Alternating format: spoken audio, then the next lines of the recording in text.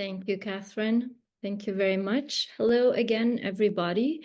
For those tuning in now, we are now in session number 3 of the 24 Hours for Palestine. My name is Sahar Assaf. I am a Lebanese theater maker, and as Catherine said, I'm currently the Executive Artistic Director of Golden Thread Productions. I'm zooming in from the land of the Ramaytush Ohlone peoples, known colonially today as San Francisco, California. And before we begin, I have a note to our viewers from our operators here on HowlRound. If you get an error message on the live stream feed, all you have to do is refresh the page and it will come right back. This session is a reading of found testimonies and words by witnesses and survivors of the Israeli genocidal campaign in Gaza, Palestine, which started on October 7 and is still ongoing. The reading is in English, and as Ahmed Tubasi of the Freedom Theater said at the top of this event, this 24-hour live stream is in English for the benefit of the Western and English-speaking audiences, and we hope there will be a benefit. I am joined here by my fellow theater makers and actors who will lend their voices to these testimonies. I would like to invite them to introduce themselves briefly before we begin. Nora? Nora Samahy, based in Oakland, California. I'm an Egyptian-American actress. I'm very happy to be here. Thank you. Maya Nazzal. I'm a Palestinian American actor and writer based in San Francisco, California. Hi, everyone. My name is Hiba Sleiman. I'm a Lebanese Canadian actor and writer tuning in from Montreal, and I'm honored to be here and to lend my voice to those whose voices matter the most. Hi, everyone. My name is Hadi Tabbal. I am Lebanese, and I am joining from New York City. Thank you, actors. Gaza Now, Witnessing the Witnesses is a reading of fragments of public testimonies that I collected over the past 8 months and edited them together. The words in the piece belong to people in Gaza: mothers, fathers, children, doctors, journalists, poets, humanitarian workers, and others. We will read, and then we will have a brief conversation with Youmna El Sayed, a Palestinian journalist and a correspondent for Al Jazeera English, and Mosab Abu Toha, a Palestinian poet, scholar, and librarian, both from the Gaza Strip. I will leave you with Gaza Now, or Gaza Now, Witnessing the Witnesses. Gaza الآن مشاهدة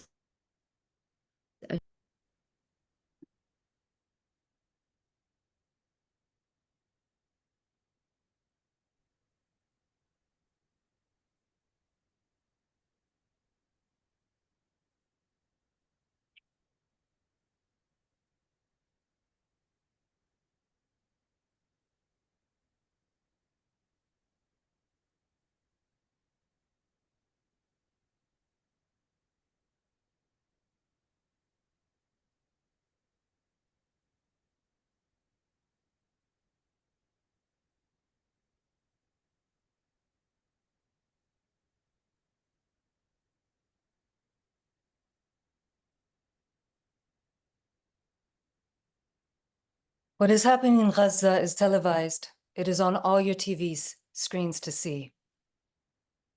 February 21st, 2024, meeting of the Arms Trade Treaty, Switzerland.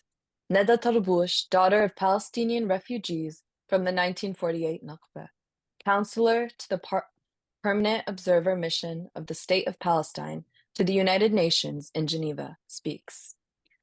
What is happening in Gaza is televised. It is on all your TV screens to see, with the victims reporting on their destruction in real time.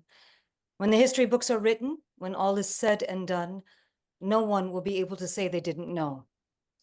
No one will be able to say they didn't know. January 11, 2024, a video by Al Jazeera, title: من غزة محمد يروي لنا كيف قنص الاحتلال أمه أمام عينيه. From Gaza, Mohammed narrates to us how the occupation sniped his mother in front of his eyes. I am Mohammed Bassem Khreis, the son of Hala Abdul Ati, who was martyred near the Palestine Stadium, as shown in the video that circulated. The video within the video is a capture of the moment the mother was sniped. On his mobile screen, Mohammed watches himself leave the group and run to his mother. He speaks to the reporter. If you notice in the video, everyone went upwards. At that moment, I started saying to my mother, "Come in this direction."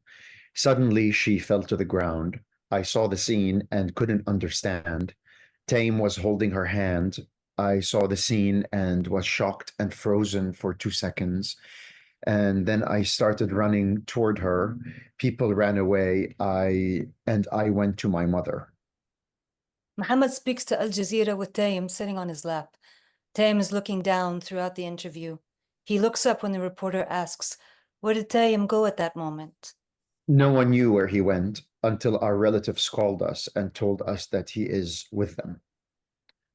قناص مرة كبيرة وماشي معها حفيدها ورافعين رايات بيضاء. A sniper, an elderly woman walking with her grandson, raising white flags. The scene never leaves my memory, but having it now present on video is very painful. كل شوي بفتح أشوفه عشان أدعي لها وتضل هي في بالي. Every now and then I watch the video to pray for her, and she remains in my thoughts. May 30th, 2024, Al Jazeera. 9-year-old Ahmad sits with a phone in his hand looking at the screen. He is watching a video of himself, watching his father being burned alive. A moment captured by a Gazan photographer. In the video within the video, Ahmad is screaming and saying, "Ana aruh wain? Abuwi rah." My father is gone. Where will I go? Ahmad speaks later to a reporter from Al Jazeera. In his friend's tent, he told me. He told me, "Go home in case something happens." As I was heading to our tent, the bomb fell on them. I started running and crying frantically. "Where is my dad?" Fire erupted in the tent. They barely managed to pull him out. Everyone poured buckets of water on him until he was out. I sat kissing him and hugging him. They took him as I was crying and running after him. They didn't let me go with him. I couldn't bear it. صرت أقعد لحالي وقعدت أعيط. بعديها نمت. I sat alone and sobbed until I fell asleep. May 5th, 2024, a CNN video. Raneem sits alone in her hospital bed. On October 24th, 2023, in Khan Yunis, Raneem, 8-month pregnant, cradling her 1-year-old son Azuz to sleep. I had a feeling something bad was going to happen, so I held him tighter. Whatever happens to me happens to him.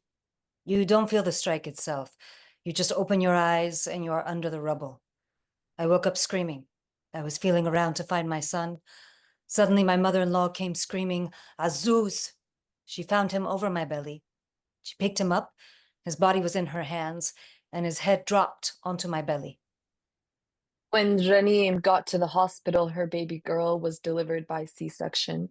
With an amputated arm and serious injury to her leg, Raneem couldn't hold her baby. Her daughter is now in Egypt. She has watched her grow in photos. A picture of 2 children, profile angle shot. They're lounging on a sofa, looking very comfortable. The boy with the phone in his hand, watching something. The girl is also looking at the small screen. They are in clean sportswear. Their hair looks wet as if they just got out of the shower. The picture is published on Asma Mughari's Instagram, their mother. The caption reads, After 7 months, I don't dare delete anything that relates to you. بعد 7 أشهر وأنا لا أجرؤ على حذف شيء يخصكما. Today, I'm deleting the games you downloaded on my phone. I'm exiting the learning groups that you subscribe to. I'm unfollowing every page that promotes children's clothes and toys. لم يكن قتلكم كابوسا كما ظننت، بل كان أفظع حقيقة. Murdering you was not a nightmare, as I thought. It was a horrific reality. On the Instagram page of Ayman Al-Jadi, journalist in Gaza, a video of 2 paramedics in a house in rubble, blurred image of what seems like a torn baby. Camera moves across. The face is smashed. Camera moves, following the paramedic. The head is seen from beneath the rubble. Another child, The paramedic lifts the head up, lifeless. Oh God. Oh God. طفلة يا الله. A child. Oh God. حسبي الله ونعم الوكيل يا الله. رحمتك في عبادك يا Allah. Is he alive? A martyr? Ya Allah. He is also a child. يا الله يا الله رحمتك في عبادك الأطفال يا الله أطفال يا الله. Is anyone alive here? في حدا عايش هون؟ حسبي الله ونعم الوكيل. طفلة يا الله. They are all torn to pieces.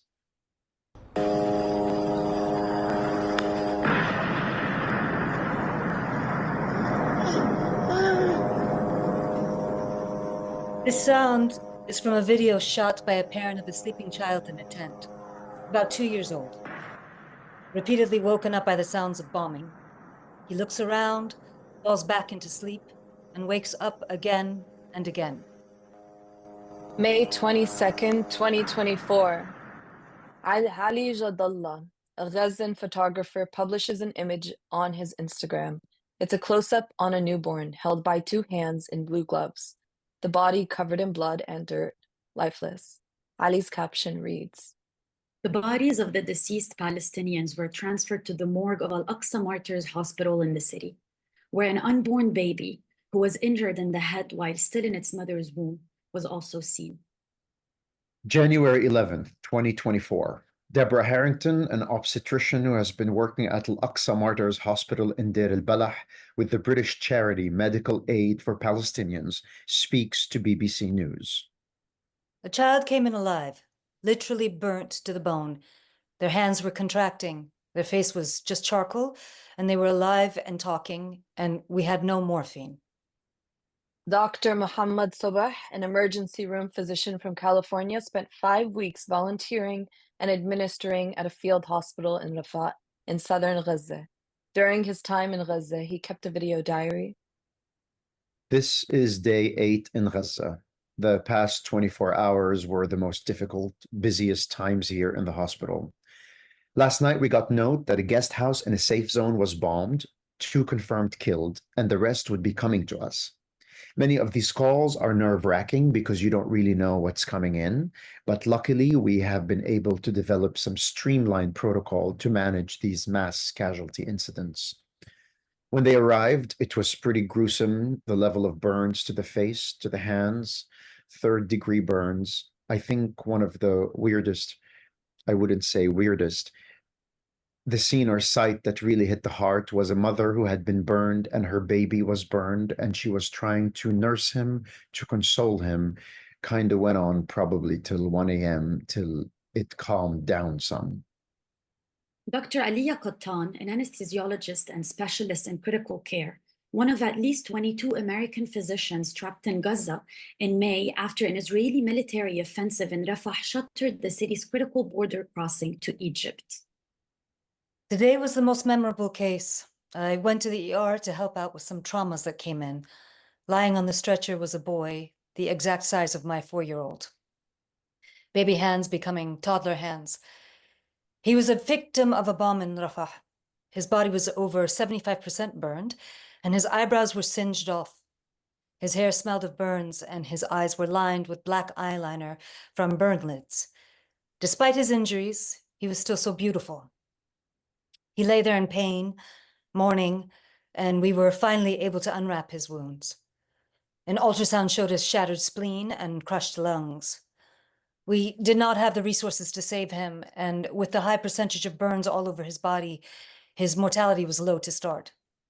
He died in front of us, in pain, cold, and with no one who knew him. Apparently, he was in a building where everyone had died.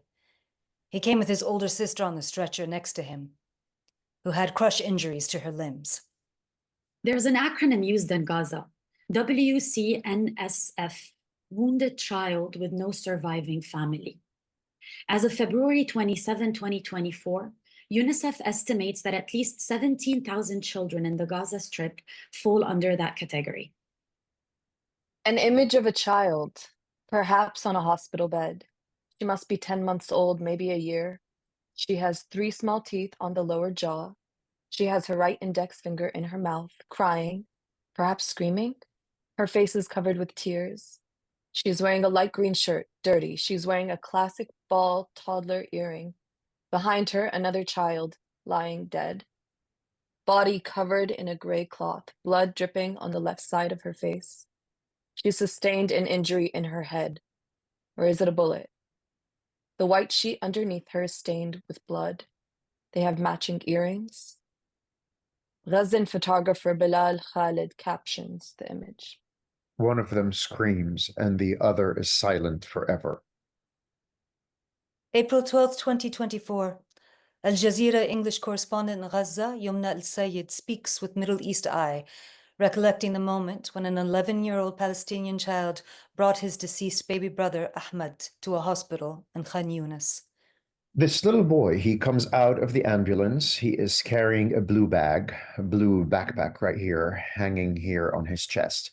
And he has just a lot of bruises on his face. And it seemed like he came from under the rubble or something. And he just comes to me like that. And I swear to God, he pulls me like this from my hand. And he tells me, you know what I have here? I looked at his bag, and before saying anything, I see that it's dripping blood.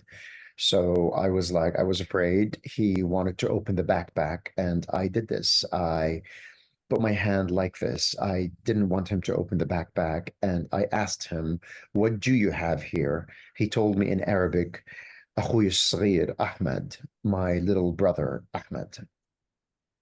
May 10, 2024, James Elder, a spokesperson for UNICEF, describes what he saw in Gaza.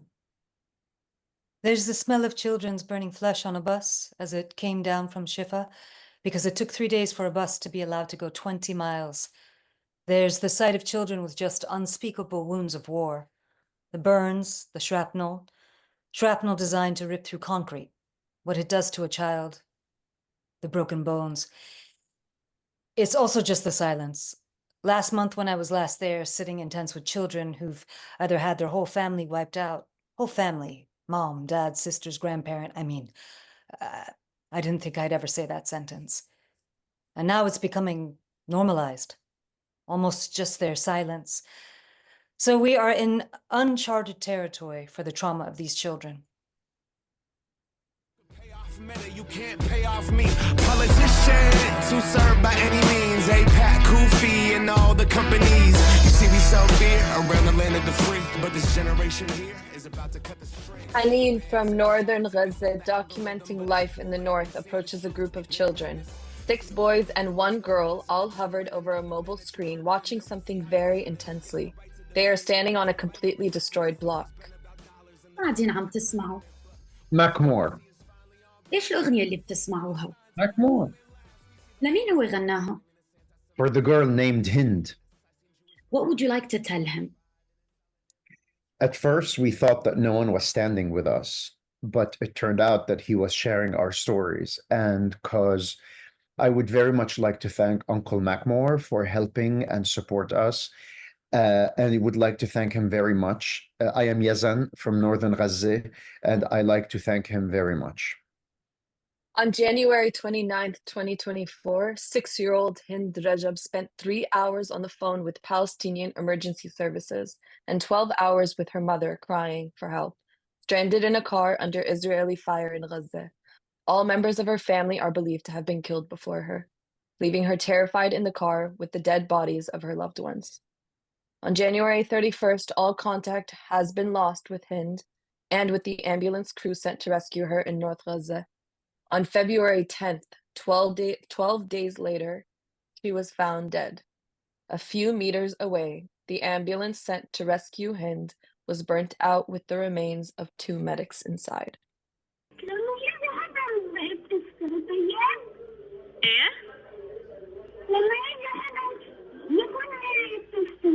بديش افطر حتى انت اذا اجى لا سمح الله الجيش ما تفصلي خلي الخط مفتوح ما بدنا نفطر انا معاكي ايش يا عمري يا حبيبتي يا عمري والله معك هيني انا مش تاركك بحكي معاكي ما بدي اصلا اتركك ايه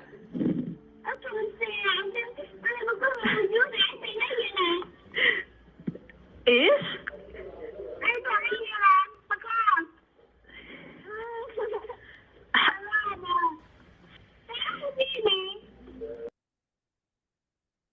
Wissam, Hind's mother, a psychologist, speaks to Al Jazeera on May 9th. هند مش شهيدة رقم واحد في فلسطين. Hind is not martyr number one. In Palestine, we have more than 15,000 martyrs who are children. Wake up. Save the rest of the children. They have nothing left for them to live for, but at least they shouldn't live in fear.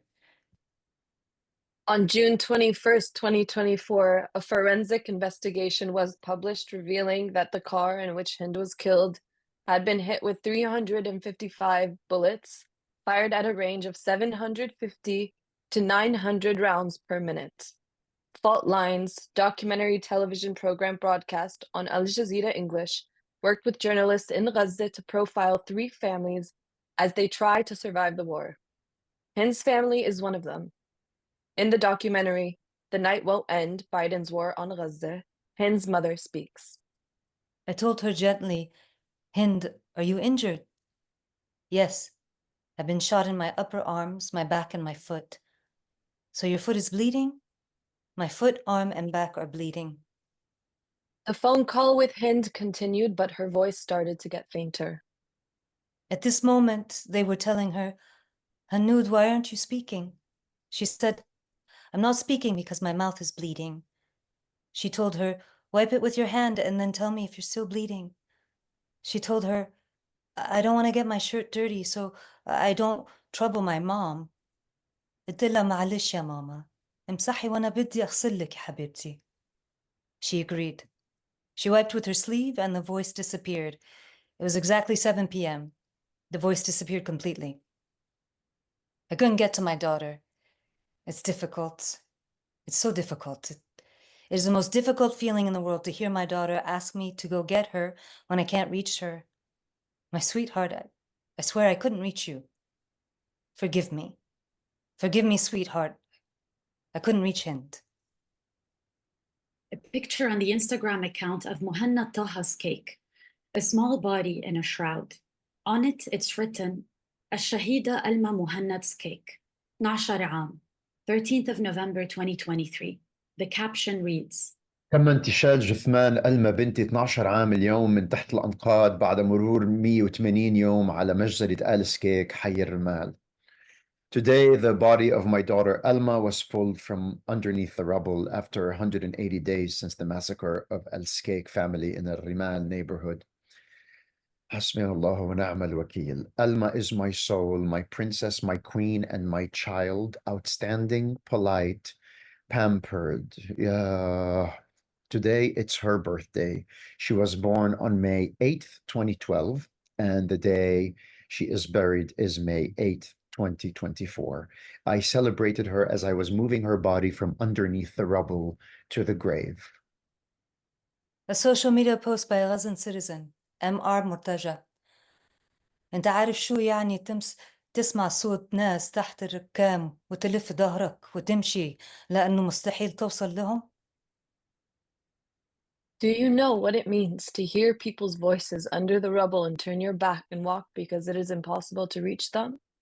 Do you know what it means to die under the rubble? You literally sit waiting for your death and there is no one able to help you get out because there are no capabilities. An image, vertically split frame. Top right, part of the human skull wrapped in a white sheet, carried by hands. Upper teeth in place, no lower jaw. There's a big aperture to the left side of the nose. Also top left, a hand holding a phone side by side with the image of the skull. On the screen, a headshot of a smiling young man looking straight at the camera. Bottom, same, but zoomed in. The upper teeth in the skull are closer. The smile of the young man is closer. Caption reads, From the shape of the teeth, the family was able to find the body of their son, the martyr Mahmoud Abdrabbu, 19 years old, in Jubaila camp after the Israeli occupation army withdrew from it. June 4, Palestinian Martyrs page on Instagram publishes a picture and a short bio of Ahmad al-Najjar, 18 months old. In the picture, Ahmad looks straight at the camera with a big smile on his face, wearing sweatpants and a white polo shirt.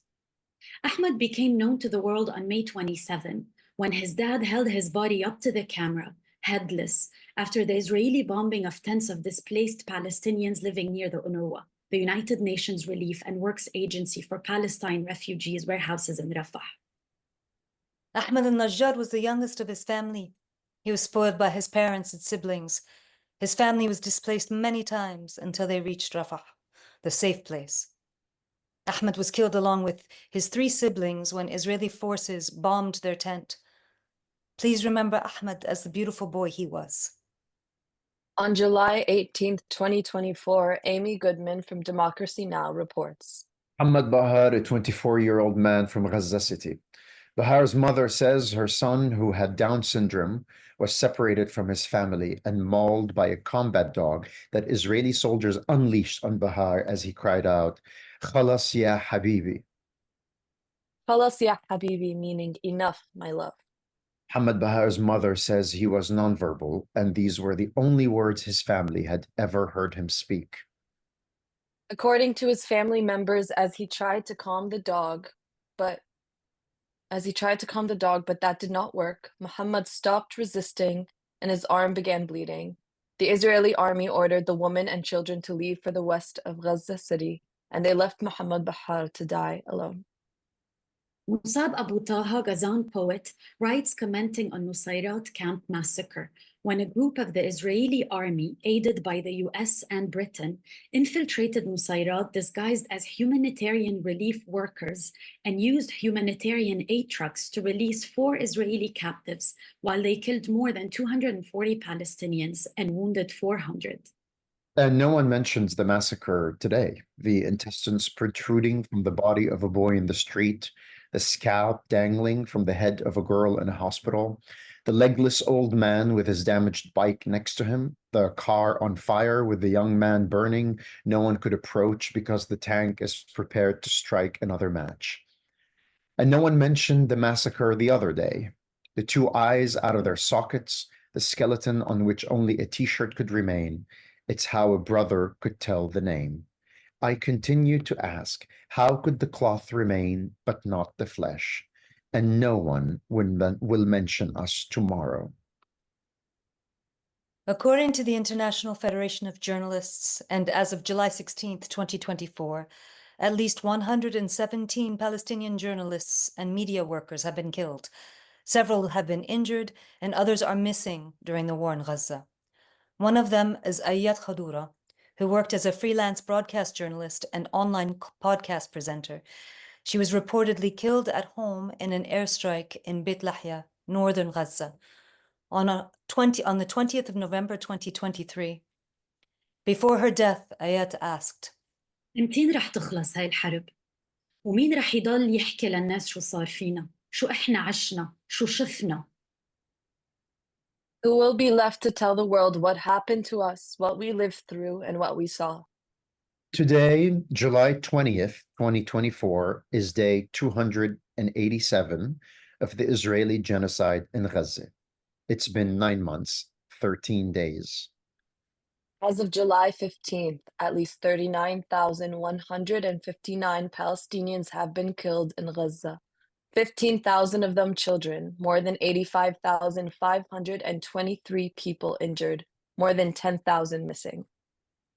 since October 7th, 2023, the United States has enacted legislation providing at least $12.5 billion in military aid to Israel, which includes $3.8 billion from a bill in March 2024 and $8.7 billion from Supplemental Appropriations Act in April of 2024.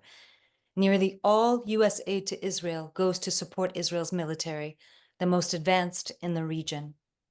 Euromed Human Rights Monitor estimated that approximately 70,000 tons of bombs were dropped in Gaza, covering the 6-month period between October 7th and April 24th, 2024. This number of bombs exceeds World War II bombings in Dresden, Hamburg, and London combined. The Gaza Strip is about a quarter the size of London. It is 139 square miles. It is one of the most densely populated places in the world. 40% of its population is under the age of 15. Every hour in Gaza, 42 bombs are dropped, 12 buildings are destroyed, 15 people are killed, 6 are children, 35 people are injured.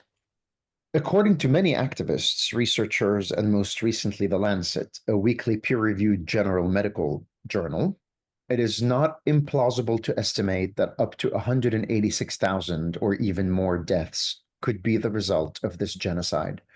The researchers pointed to the number of eventual indirect deaths in recent conflicts, which ranged from 3 to 15 times the number of direct deaths. Who will be left to tell the world? مين رح يضل يحكي للناس شو صار فينا؟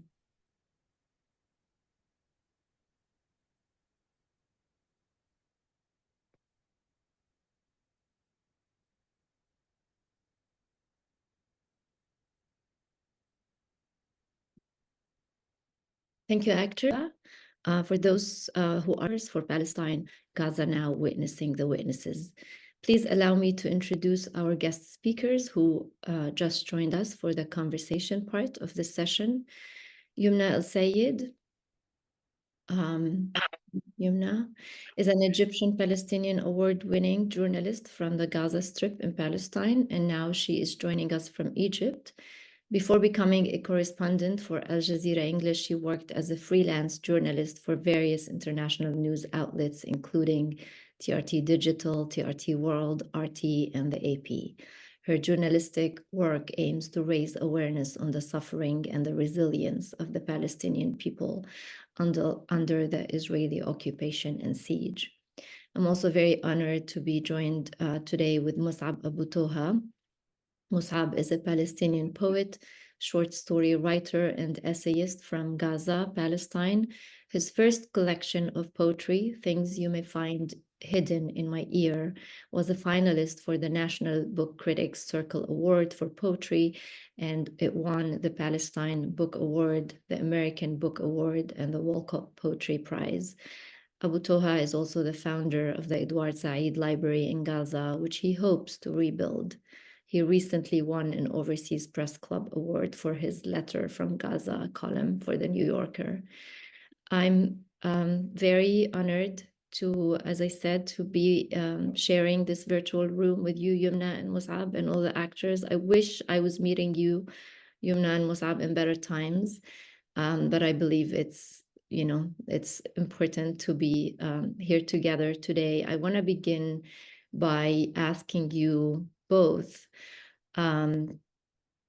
to talk about what you'd like the world to know, what you witnessed. I mean, given that you were both in Gaza when the genocide started and only recently left, what would you like to share with the world about what is happening? We are receiving many stories via social media from people in Gaza who are documenting this genocide with the basic means available to them. But we know that what we are receiving is only a fraction of what is actually happening, especially because no international journalists are allowed in Gaza today. What would you like the world to know? I'm going to begin with you, Youmna, since you just came out of Gaza. Thank you, Sahar, for having me here today with you guys. And thank you to the actors that were reading these testimonies. And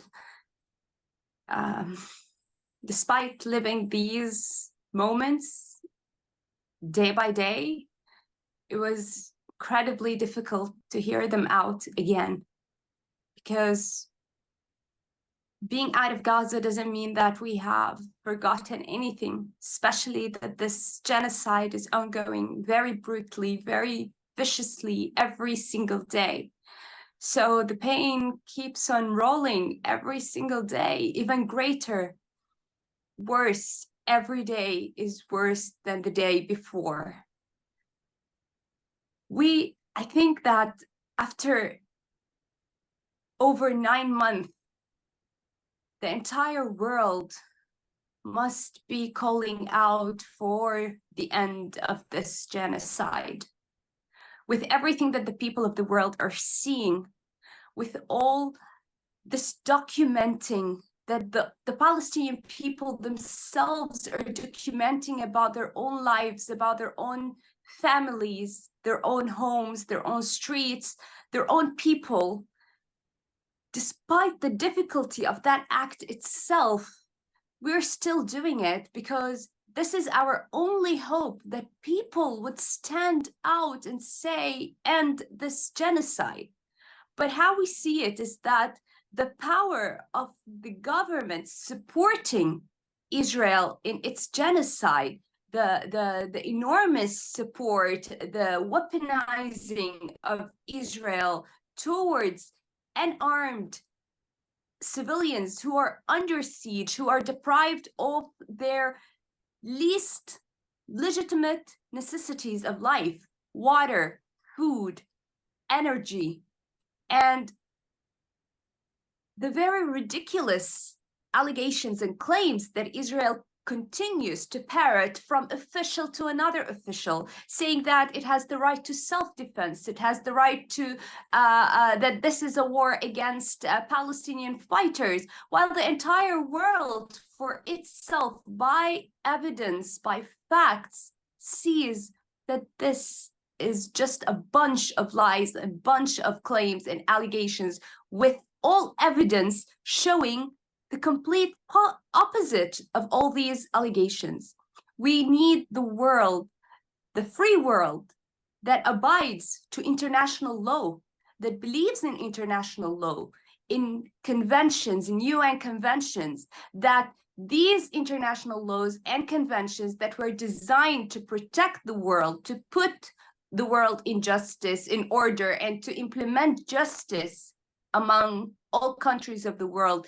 Everyone who believes in that, whether it's a CEO of a company, directors of organizations, every university professor, every teacher, every man and every woman, everyone should stand for these conventions, for that international law that they should be believing in, if they do believe in it. And they should start implementing what these international laws, resolutions, conventions state and say. All these rulings that we see by the ICJ and by all these UN meetings that have been made over and over since the beginning of the genocide, they have all been thrown to the bin, because obviously the governments, the greater power, is not interested in implementing any of these. Let's say, at least they are the right, they are the justice to the Palestinian people. This is what's going to bring us justice at the end. So they have neglected all that, they have abandoned all that, although they have from the very beginning implemented and designed these international laws and conventions, and now they do not want to impose one sanction against all the atrocities and war crimes that have been committed day by day, with evidence, with facts, by Israel towards the Palestinian people. We need the people of the world to stand against this injustice, because they are the majority. Despite all the power that these governments have, they are still a minority. The people are the majority. They have these minorities in power who are ruling. Yes, they are ruling, but it is the people's voice that has brought them to power. And that's why they have the power to say, no, we want justice. Because if you don't get this justice today with the Palestinian people, it is not going to come to you tomorrow. And we have seen this go on, starting from the very beginning, when Israel has declined the approval of all international journalists from entering the Gaza Strip. We know that as Palestinian journalists, we know why Israel doesn't want international journalists to enter the Gaza Strip. We know that it does not want its crimes and atrocities against the civilians and the unarmed people in the Gaza Strip, the population, the journalists, the paramedics, the hospitals. They don't want them to go live. They don't want the people to know about. They did not put in count that the Palestinians themselves will be documenting all these atrocities. but it has taken us a very long time to reach the people of the world. And this has been the fight. This was the fight that the international journalists had to make. They had to stand up for the right to enter the Gaza Strip and to report about what is happening. Now, if they have let this right go, this is the first proof of the decline of free speech, of freedom of speech, the democracy that Israel has been calling itself for.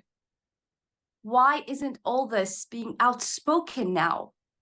And if it's outspoken, the people in power who see it, who feel it, who deal with it on a daily basis, every single day as they see it unfolding on the people of Palestine, whether it's in the Gaza Strip, whether it's in the West Bank, whether it's in East Jerusalem, these atrocities are not ending. And at the end, Israel, with no sanctions whatsoever imposed on it, despite all the war crimes that it is committing against the Palestinian people, it will go on with this injustice. And all these governments that are silent, that are weaponizing Israel, that are supporting Israel, are complicit in every war crime that is committed against the Palestinian people in the entire Palestinian state.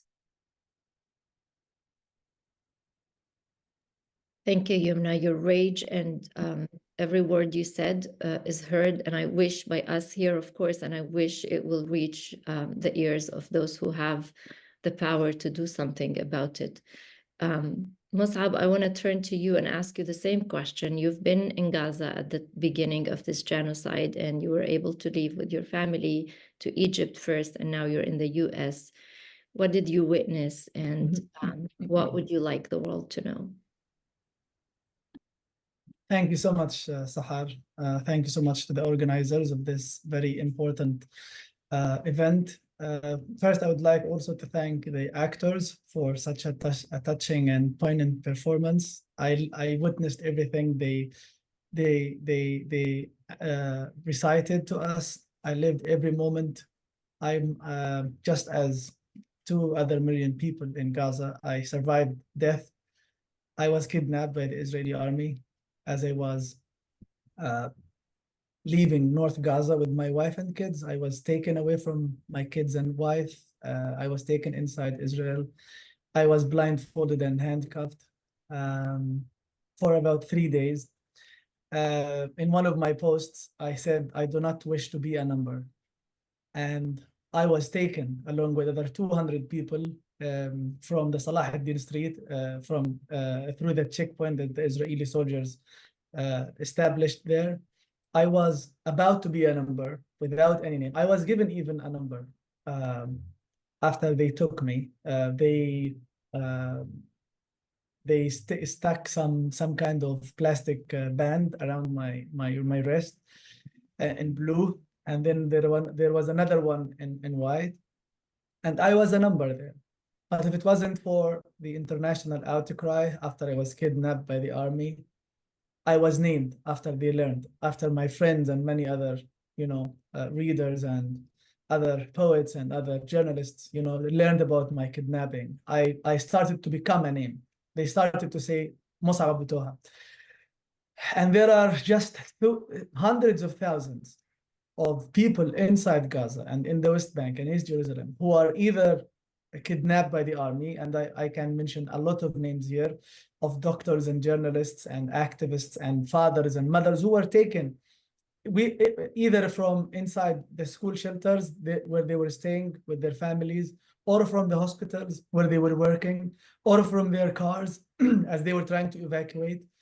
So every one of them was turned into a number. And because this world does not recognize the value of the Palestinians' lives, except when they are given a name, except when a Westerner, mention their name, that, oh, this is a writer, oh, this is a journalist, this is a famous one, or he is a friend of mine. So I think if I wasn't known in the United States, if I hadn't written for the New Yorker or appeared on CNN or published my poems here and there, I think I would have still been in the Israeli dungeons, because the conditions we were living in, I told you, I was kidnapped for 3 days. I know of a few people who were kidnapped a few days before me and who were just released 2 weeks ago.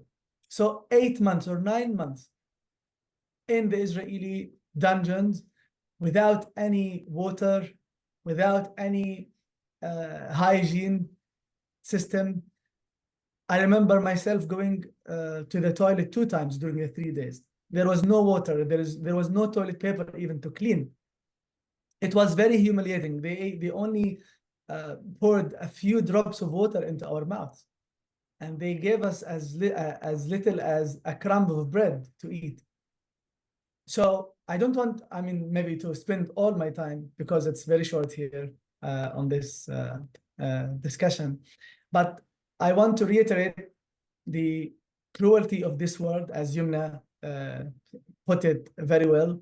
This world is very cruel, even though I think the whole world, not the whole world, I mean, most of the world are standing up for the Palestinian people. But the problem is that the governments of the world have put these people, even though they are standing until now, they put them in cages. So they are standing in cages. And the governments are keeping the keys. So no matter how long the people, I mean, I hope that one day we will all break the cages. But no longer it seems like this, because it's about Israel. It's about Zionism. I think no matter how long we continue to stand, as long as we are still inside these cages, I think Israel will continue to butcher and to terrorize not only the people in Palestine, but everyone who loves other human beings like you and me and like my neighbors in the US. So this genocide is not committed against the Palestinian people, whether in the West Bank or in the Gaza Strip or in East Jerusalem, or even inside the cities that are now part of Israel. So this genocide is against our own humanity, because we are made disabled. We are being disabled from protecting other human beings who are being tortured with the help of our government. I mean, I'm Palestinian, but I'm talking about here about everyone in the world. I mean, unfortunately, I can't believe that I'm paying taxes here on my income. So these taxes go to maybe kill my family. I mean, our house was bombed on October 28th, and luckily no one was inside the house. It was a 4-story building. So we left the house just a few days before it was bombed. And just as we moved to stay with our relatives in Jabalia camp. Just 4 hours after that, a house that was 70 meters away from us was bombed, and 30 people were killed. And the first thing that I do, because I'm a camera person, I'm not a photographer or a video journalist, but I'm a camera person. I would open my camera and run in the street. You know, I document everything. So the first thing I did was to open my camera. I tried to open the door. It was not opening because of the pressure that was put on the door. So we were stuck inside, but I could see the fire through the window just on my right. I still have this video. It's 10 minutes long. So my older brother is a bodybuilder. So he helped me open the door, luckily. So that was October 2023. So we opened the door. And just I moved about maybe 30 footsteps. I took only 30 footsteps, and the building was on my right. And I could see a mother and her daughter, half of them inside, and the other half is dangling, about to fall. I filmed that, and it's still on my phone. So as Youmna said, that the people in the world, I mean, people who contribute to this genocide, did not know that no matter how tough they are on letting journalists enter or aid workers enter Gaza, they did not know that everyone in Palestine, in the Gaza Strip these days, would become a journalist. And I'm not talking here about journalism in terms of writing reports or taking photographs, but also writing Facebook posts to reflect on the experiences and the suffering that we are going through. And I count myself one of these people, even every poem I write is a document that is to be saved for history, because every poem, every Facebook post, every photograph is a document that reflects and that saves the time it was taken in. So people in the future, and this is, I think, the responsibility that everyone in the outside world should feel, which is, my children are now 8, 7, and 4. And there are, of course, I have a niece who was 2 months old when this started. She's still in the Gaza Strip. All my family is still in Gaza. I can tell you that 10 years from today or 20 years from today, these children would be grown-ups. They will go to Facebook, they will go to Instagram, they will go to YouTube, they will go to Al Jazeera, they will go to BBC and read what everyone, and even go to poets' pages and novelists' pages and actors' pages. They will go to the archive to see what every poet, what every novelist, what every journalist, what every intellectual wrote about this. What did they do to try to stop the genocide? I think we are doing this in the right way. You and me and the journalists who are still stuck in Gaza, who face death. A lot of them were killed. Hamza Dahdouh, the son of Walid Dahdouh. The cameraman, I forget his first name, Abu Daqqa, who was with Walid Dahdouh. Samir? Yes, Samir Abu Toha. Yeah, Samir was killed. And there are university professors who were killed, university presidents who were. So everyone, I mean, I don't want to say that some lives are more valuable than others, but the Israelis are targeting people who could rebuild Gaza after this ends. Thank you, Mosab. We only have 9 minutes left in this space for this conversation, and I want to ask you one more question and give you really the space to uplift a story, a name. As you said, both of you, we're not numbers, and how the Western media is treating us is like numbers. And we know that we need hours and hours and years maybe to uplift each and every soul that we lost in this genocide and place that we lost in this genocide. But I want to give you the space if you'd like to honor one name, one story, one place in Gaza as you remember it. I want to make sure that you have time to do that. And you did, like you did that during your interventions, but just to put it in a frame. It's very difficult, Sahar, to just really honor just one place, because all the places are very dear when you're talking about your place, the place where you have lived, you have grown, you have had your kids, their memories, you've had your home, you've gone out, they've had their schools, you went to your work, you've walked through the streets.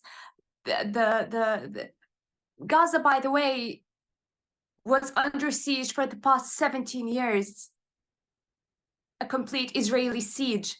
The only place that Gazans or Palestinians had was the sea, the Gaza Sea, and it's a very, very precious thing for Gazans. It's the place where the rich and the poor go to. It's the place where people, when they're happy, when they're sad, when they're grieving, when they're tired, when they're exhausted, turn to, because it's their only place to breathe. I can't just really honor just one place. I mean, I would tell you, for example, my home, but really not just my home and all the beautiful memories that I built together with my family that was gone in a blink of an eye, but every single detail in Gaza, the streets. When we look at pictures from Gaza now, and Mosab